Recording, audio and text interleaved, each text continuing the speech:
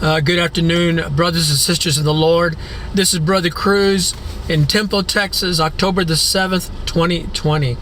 I want to continue with blooming where you are planted. In other words, flourishing where you are planted.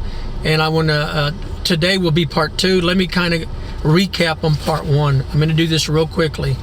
Part 1 on how to flourish, how to bloom where you are planted. Whatever church you're at or whatever ministry you're in, if you do these things, you will flourish, you will bloom, you will grow. Number 1, you must have a call from God. What I mean by that is you must know, let's use that word. You must know what your gifting is, what your skills are, what your talents, what your abilities are. We all have gifts from God. Every good thing comes from above, every good, perfect gift. We all have skills, abilities that come from God.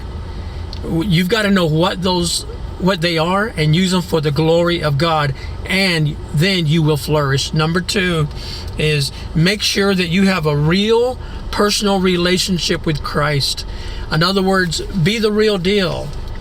Be a genuine Christian.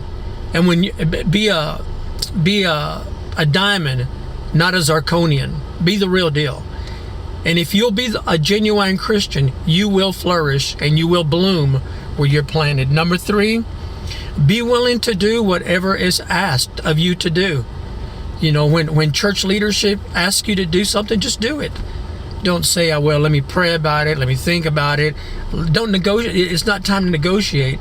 It's time to show that you are available to whatever needs to be done. And if you'll be faithful in the small things, God will find you faithful in the big things. So, number 3, be willing to do whatever is asked. Now, today, we're going to do part 2 of if you'll do these things, you will bloom, you will flourish where you are planted. And here we go. Thought number 1 for today is don't lose sight of the people behind you. You may be a Sunday school teacher, but don't lose sight of the people that helped you get to that point. How about just being a church member, being a faithful church member? Don't lose sight of the people that helped you get to start going to church. Whether it was your grandma, whether it was your parents, whether it was a sibling, an aunt, an uncle, whether it was a friend. Don't lose sight of these people. Maybe you became born again. Don't lose sight of the people that led you to Christ. My friends, you will bloom and you will flourish when you will not lose sight of the people that helped you get to where you're at. Remember these people in your prayer time, whether it be a mentor, a pastor, some kind of spiritual leader in your life. Don't forget them. Keep them in your prayer life. If you're able to, every now and then, do something for them. Whether it be take them out to lunch or, send them a birthday card or a holiday card, whatever. Do something for them. Don't lose sight of the people that helped you get to where you're at. Number 2, know that your rewards are are stored up in heaven. Know that your rewards are stored up in heaven. There's many times that you will do things, but you won't get credit for it. Maybe you gave out of your abundance to help meet a need in the church. And maybe you feel like, well, I'm not being acknowledged for it. Forget that nonsense. Don't worry about that. Because you know what? God remembers, God saw, and God remembers, and you're storing up your treasures in heaven. Maybe you led somebody to Christ, and nobody has acknowledged that. Nobody's giving you recognition. Guess what? Stop that nonsense. God knows, God saw, and it's God who rewards. Praise the Lord. So whenever you do a good thing in the church or a good thing to someone in the church or outside the church, and maybe you're not getting the recognition you think you should be getting, get that nonsense out of your head, because that happens quite often. Just remember, God saw, and God doesn't forget. So point number 2 for today's lesson is know that your rewards are stored up in heaven. Praise the Lord. Number 3, Be patient. Be patient.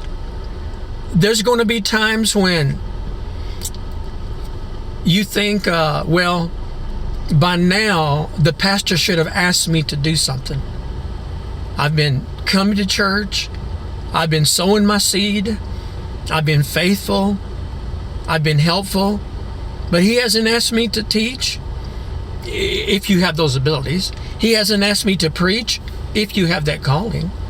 He hasn't asked me to, help out with the missionary, the church evangelistic outreach.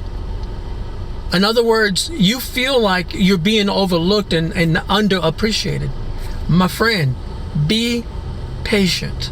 Because remember, it's God who exalts, not man. It's God who does it. God sees everything. God knows everything. God knows the intent of the heart. God knows everything.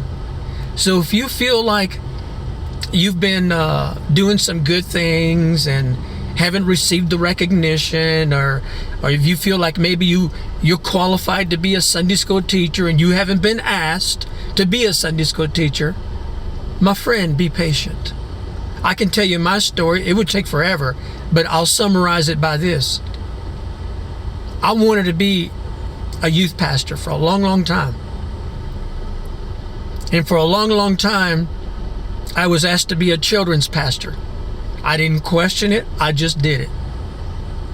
The next thing you know, I was asked to help in other areas in the church. Well, my heart was set on being a youth pastor. But guess what?